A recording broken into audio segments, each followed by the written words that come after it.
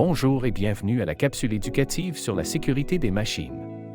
Je suis Bob et, aujourd'hui, je vais vous présenter les points à retenir pour votre sécurité lors de vos travaux. D'abord, il est important pour vous de comprendre les risques de votre métier et les dangers auxquels vous faites face lorsque vous travaillez avec des machines.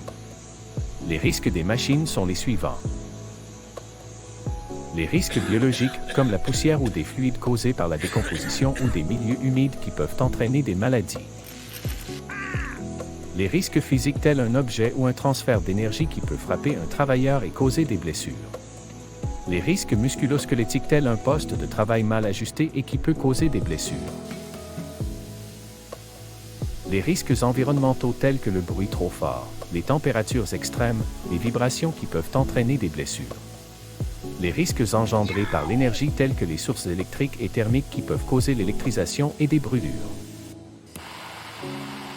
Les risques causés par les facteurs humains tels que l'aspect social ou psychosocial, la nature du travail et l'organisation du travail.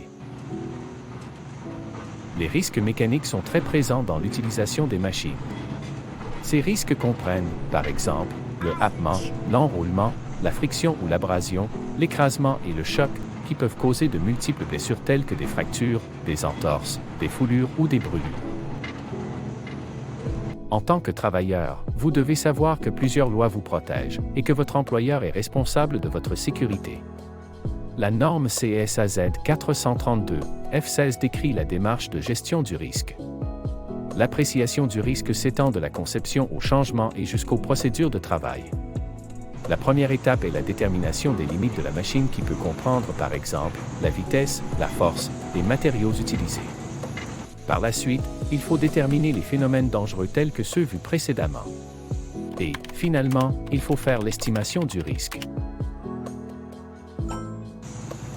À la dernière étape, nous devons estimer la réduction du risque et mettre en place les moyens de prévention selon la pyramide de la hiérarchie des contrôles. Si la prévention intégrée et la réduction du risque ne sont pas possibles, nous devons faire le choix parmi les types de protecteurs. Par exemple, un protecteur fixe limitant. Tous ces accidents auraient pu être facilement évités si j'avais fait ces étapes avant. Maintenant, mon usine n'aura aucun blessé.